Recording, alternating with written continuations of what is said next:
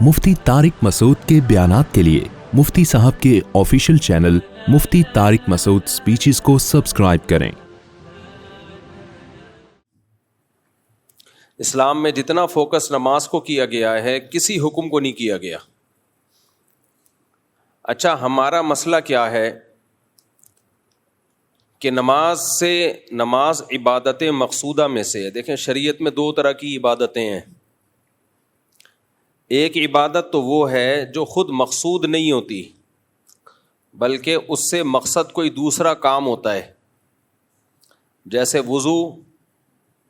یہ بذات خود مقصود نہیں ہے، بلکہ وضو کا مقصد کیا ہے؟ نماز پڑھنا آپ کے لیے حلال ہو جائے، جائز ہو جائے۔ اب کوئی سارا دن بیٹھ کے وضو ہی کرتا رہے، نماز نہ پڑھے، تو اس کو ہم بے وقوف کہیں گے۔ احرام کا بنیادی مقصد کیا ہے؟ احرام خود کوئی عبادت نہیں ہے، لیکن عمرہ یا حج کرنے کے لیے آپ کو احرام کی حالت میں آنا ضروری ہے۔ اس احرام کی حالت میں آئے بغیر آپ نہ حج کر سکتے ہو اور نہ عمرہ کر سکتے ہیں آپ۔ اس لیے ان کو شرط کہا جاتا ہے۔ شرط کہتے ہیں کسی بھی چیز کا خارج وہ اس کے اندر نہ ہو۔ نماز کے ارکان کیا ہیں؟ قیام ہے، رکوع ہے، سجدہ ہے، تلاوت کرنا۔ وضو نماز کے ارکان میں سے نہیں ہے، بلکہ نماز سے باہر کی چیز ہے۔ اس لیے ہم کہتے ہیں وضو نماز کی شرطوں میں سے ہے۔ پاک ہونا، صاف ہونا، جسم کا پاک ہونا، باوضو ہونا، یہ سب چیزیں نماز کی شرطوں میں سے ہیں۔ اور کچھ عبادتیں ایسی ہیں جو بذات خود مقصود ہیں، جیسے نماز ہے، حج ہے، روزہ ہے، زکوٰۃ ہے۔ اگر آپ نے نماز نہیں پڑھنی تو آپ پر وضو بھی لازم نہیں ہے۔ لوگ ہم سے مسئلہ پوچھتے ہیں، غسل فرض ہو گیا، کیا رات کو فوراً غسل کرنا ضروری ہے؟ کیا غسل کیے بغیر ہم سو سکتے ہیں؟ تو اس کا جواب کیا ہے بھائی؟ غسل فرض ہے نماز پڑھنے کے لیے۔ تو اگر آپ نے رات کو عشاء کی نماز نہیں پڑھی ہے تو پھر تو فوراً غسل فرض ہے، تاکہ آپ کے لیے عشاء کی نماز حلال ہو جائے۔ اور اگر آپ نے نماز پڑھ لی ہے تو فجر کی نماز میں ابھی 5 6 7 8 گھنٹے باقی ہیں، تو فوری غسل کرنا فرض نہیں ہے، کیونکہ غسل عبادت مقصودہ میں سے نہیں ہے۔ غسل جو فرض غسل ہوتا ہے وہ کیا اس لیے جاتا ہے تاکہ آپ کے لیے فجر کی نماز پڑھنا حلال ہو جائے۔ تبھی جو پوستی لوگ ہیں فجر پڑھتے ہی نہیں ہیں، وہ 11 بجے اٹھ کے غسل کر رہے ہوتے ہیں، اور زیادہ پوستی پن پہ آپ آ جائیں تو کرتے ہی نہیں ہیں وہ۔ تبھی غیر مسلموں میں یہ غسل جنابت نہیں ہوتا۔ جو غیر مسلم لوگ ہیں ان میں غسل جنابت نہیں ہوتا، کیونکہ انہوں نے نماز ہی نہیں پڑھنی ہوتی۔ ویسے ہی وہ صاف ستھرے ہونے کے لیے بات لے لیں تو ان کی مرضی ہے، نہیں لیں تو بھی کہتے ہیں کیا ہے، بس چلو ویسے تو پورا مہینہ گزر جاتا ہے۔ تبھی اسلام میں حکم یہ ہے کہ جب کوئی غیر مسلم اسلام قبول کرے تو اس کو غسل کرایا جائے، کیونکہ ہو سکتا ہے اس پہ غسل فرض ہو اور اس نے نہ کیا ہو۔ تو غسل ہو گیا، وضو ہو گیا، ان کی فرضیت کیوں ہے؟ تاکہ آپ کے لیے عبادت جو نماز ہے وہ آپ ادائیگی کر سکیں۔ تو اب اس کو سمجھیں کہ عبادت مقصودہ بہر صورت کرنی ہی کرنی ہے۔ جہاد کس میں داخل ہے؟ عبادت مقصودہ میں ہے یا غیر مقصودہ میں؟ بولو نا، غیر مقصودہ میں۔ وہ بذات خود مقصود نہیں ہے۔ بذات خود مقصد کیا ہے؟ اللہ کا دین غالب ہو جائے، دشمن کا شر ٹوٹ جائے۔ تو اگر دشمن کا شر ویسے ہی ٹوٹ گیا، صلح ہو گئی اور دشمن نے ہتھیار ڈال دیے، تو شریعت بلا وجہ لڑائی کا حکم نہیں دیتی، بلکہ جہاد کے بارے میں جب ہم اصول فقہ کی کتابیں پڑھتے ہیں تو اس میں لکھا ہوا ہے کہ جہاد بذات خود، یعنی اول نظر میں دیکھا جائے، اول نظر میں، میرے اتنے سے بیان کو کلپ کاٹ کے نہ کوئی بنا دے، اتنی سی بات کو نہ چلا دیتے ہیں لوگ، پوری بات نہیں کر رہے ہوتے۔ پہلی نظر میں اگر دیکھا جائے تو فساد ہے، اس میں کوئی ایسا کام نہیں ہو رہا جو اللہ جس کو پسند کرتا ہو۔ مار کٹائی، قتل و غارت، معصوم لوگوں کی جانیں بھی جاتی ہیں۔ چاہے جب آپ جہاد کرتے ہو تو شریعت نے حکم دیا ہے کہ عورتوں بچوں کو قتل نہ کیا جائے، لیکن جب بھی بم گرے گا آپ نے نشانہ تو دشمن کے فوجیوں کو بنایا، لیکن بم کے دھوئیں اور چھرے کہیں نہ کہیں تو پہنچیں گے. بم تو یہ تھوڑی دیکھتا ہے کہ بھائی ادھر پھٹنا ہے، یہ ادھر ادھر دائیں بائیں اگر کوئی بے گناہ لوگ گزر رہے ہیں تو ان کی قریب سے گزر جانا ہے. غریبی میں 2-4 معصوم لوگ بھی مر جاتے ہیں اس سے. تو انسانیت قتل ہوتی ہے، اس میں لوگ معذور ہو جاتے ہیں، گھر اجڑ جاتے ہیں. تو اس لیے علماء جو اصول فقہ کی کتابیں جنہوں نے صدیوں پہلے لکھی ہیں وہ کہتے ہیں جہاد میں تو خون خرابہ ہے اور اللہ کو زمین میں فساد پسند نہیں ہے، کسی بھی درجے میں پسند نہیں ہے. لیکن یہی جہاد بہت بڑی عبادت ہے جب فساد ختم کرنے کے لیے ہو. جب فساد ختم کرنے کے لیے، کیوں؟ وجہ اس کی یہ کہ اگر یہ جہاد نہیں ہوگا تو خون خرابہ رکے گا تھوڑی، اس سے بڑا خون خرابہ ہوگا. ابھی قریب میں اس کی مثال ہے، انہوں نے فائرنگ شروع کر دی، پڑوسیوں نے میزائل داغنا شروع کر دیے. ہم اگر کہتے بھائی جہاد تو فساد ہے، ہم اگر بم برسائیں گے ماریں گے تو یہ نہ ہو جائے وہ نہ ہو جائے، تو بہتر یہی ہے کہ کچھ نہ کیا جائے. تو ادھر کچھ ہو نہ ہو، ہم اب تک اس دنیا کی مارکیٹ سے شارٹ ہو چکے ہوتے. لوگ کہتے کہ جی ایک مسجد تھی جہاں مفتی صاحب کا بیان ہوا کرتا تھا. آپ کہہ سکتے ہیں یوٹیوبر بتا رہے ہوتے، یوٹیوبر بھی جا چکے ہوتے. اتنا فساد ہوتا ہے جب. اس لیے جہاد عبادت غیر مقصودہ ہے، مقصودہ نہیں ہے، لیکن ہے بہت بڑی عبادت. جب فرض ہو جائے تو بہت ثواب ہے اس میں. تو یہی وجہ ہے کہ نبی صلی اللہ علیہ وسلم کو جہاں جہاد کیے بغیر غلبہ مل گیا وہاں آپ نے جہاد نہیں کیا. طائف والے آئے، انہوں نے کہا ہم لڑنا نہیں چاہتے، آپ سے سلو کرنا چاہتے ہیں اور ہم آپ کے مذہب کو بھی قبول کر رہے ہیں، اسلام کو بھی، لیکن چند چیزیں جو ہے اس پہ کمپرومائز کریں. تو جو اسلام کی بنیادی چیزیں تھیں اس پہ تو آپ نے کمپرومائز نہیں کیا. جیسے انہوں نے کہا ہم شراب ہمارے لیے حلال ہوگی، فرمایا نہیں یہ نہیں ہو سکتا، یہ تو اسلام کی بیسک چیزیں ہیں نا، یہ نہیں ہو سکتا. ایک قبیلے سے آپ کا معاہدہ ہوا، انہوں نے کہا کہ ہم جو جزیہ دیں گے لیکن اس کو جزیہ کا نام نہیں دیں گے.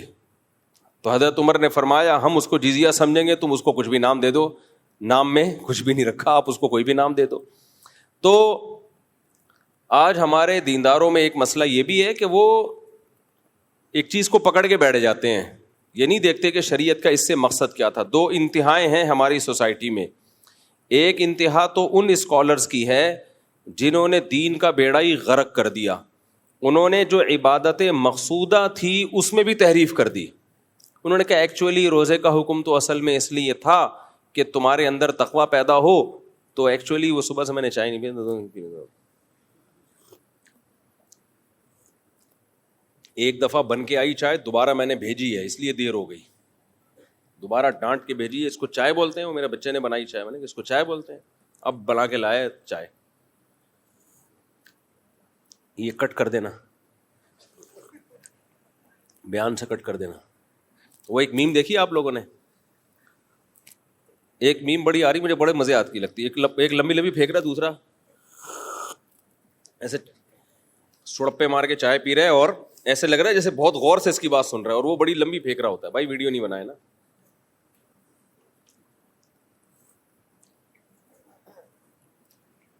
بس جزاک اللہ. تو ایک فریق نے تو کیا کیا، جو عبادت مقصودہ تھی نا اس کا بھی انکار کر دیا. ایک فرقہ ہے وہ نماز کا منکر ہے، وہ کہتے ہیں نماز ہے ہی نہیں اسلام میں. ایکچولی وہ تو اس لیے تھی. منکرین حدیث بھی بہت سے نماز کا انکار کر دیتے ہیں، کہتے ہیں بھائی نماز کا جو بنیادی مقصد تھا وہ تو گیدرنگ تھی اور بے حیائی سے تمہاری جان چھوٹ جائے. ان الصلاۃ تنہی عن الفحشاء والمنکر، نماز بے حیائی سے روکتی ہے. اور یہ تو اب نماز روک ہی نہیں رہی ہے تو اب نماز پڑھنے کی ضرورت ہے ہی نہیں. تو یہ بالکل غلط دلیل ہے. بھائی نماز عبادت مقصودہ میں سے ہے، یہ خود مقصود ہے. یہ خود کیا ہے؟ مقصد ہے. آپ کو نماز بے حیائی سے روکے نہیں روکے، آپ نے پڑھنی ہی پڑھنی ہے. رمضان کا روزہ آپ نے ہر صورت میں رکھنا ہے، چاہے وہ رمضان کا روزہ آپ کے اندر تقویٰ پیدا کرے یا نہ کرے. روزے کی حکمت اللہ نے کیا بیان کی ہے؟ تقویٰ. لعلکم تتقون، تاکہ تمہارے اندر تقویٰ پیدا ہو. کیا ہو رہا ہے پیدا؟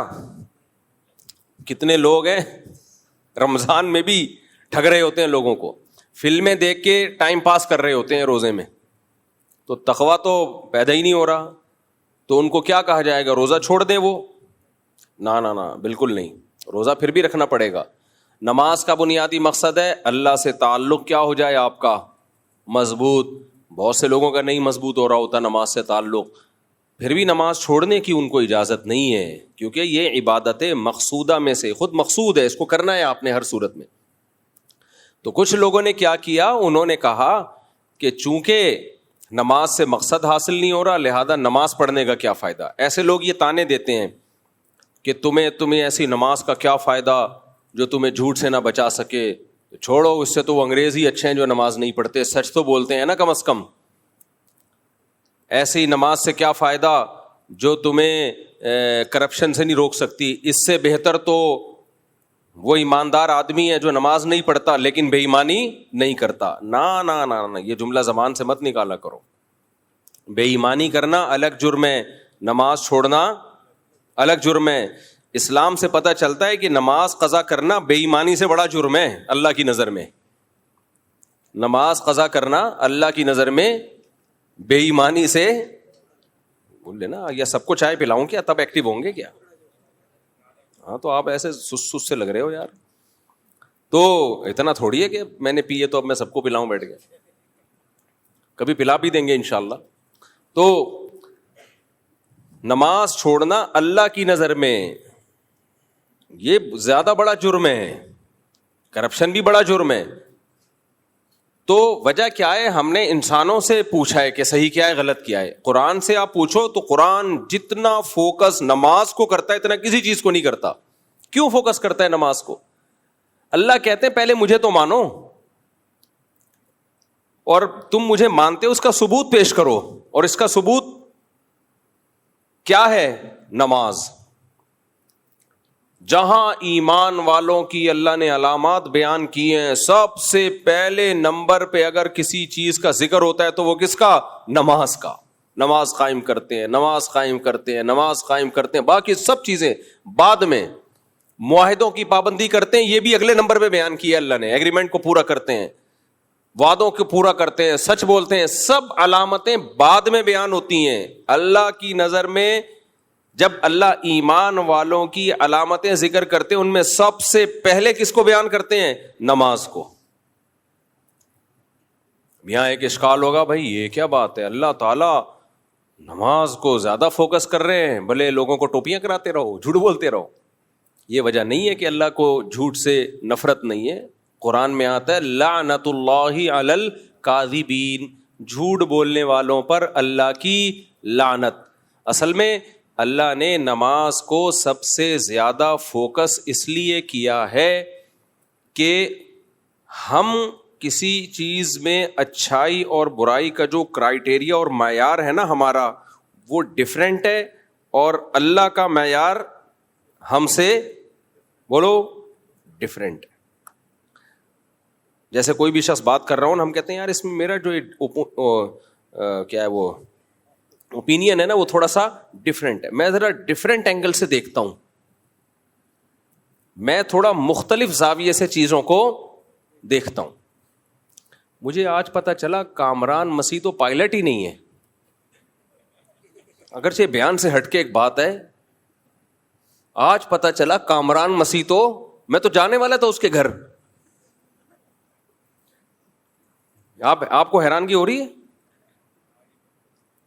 وہ تو نیویگیٹر ہے ایئر فورس میں, اچھی بات ہے, یعنی چلو ایئر فورس میں کوئی نہ کوئی اس کی خدمات ہیں, لیکن وہ تو پائلٹ ہی نہیں ہے. اچھا مجھے یہ اس لیے پائلٹ ہی نہیں ہے بھائی وہ, نہ جہاز کا پائلٹ ہی نہیں ہے. اچھا آدمی ہے, ہمیں کو اس سے وہ نہیں, چلو ایئر فورس میں ہونا بھی ہمارے لیے فخر کی بات ہے, ایئر فورس میں ہے, بس اتنا بھی کافی ہے. مقصد کسی کو حوصلہ شکنی کسی کی کرنا نہیں ہے. مجھے یہ اشکال اس لیے ہوا, میں نے کہا یار ایک ہی پائلٹ تھا, باقی ہم تو سنے 40 جہاز اڑے تھے. یہ جو فائٹ ہوئی ہے نا اس کو ڈاگ فائٹ کہا جاتا ہے نا. دیکھو کتا کیسے لڑتا ہے, وہ مہمان اپنے جو گھر یار یہ ٹاپک چینج ہو جائے گا, اس کو نماز کے بعد سوال جواب کے سیشن میں اس کو نمٹائیں گے ہم اس مسئلے کو, ورنہ یہ سارا بیان میرا جنگ پہ چلا جائے گا پھر. تو لیکن بہرحال مجھے آج پتا چلا کہ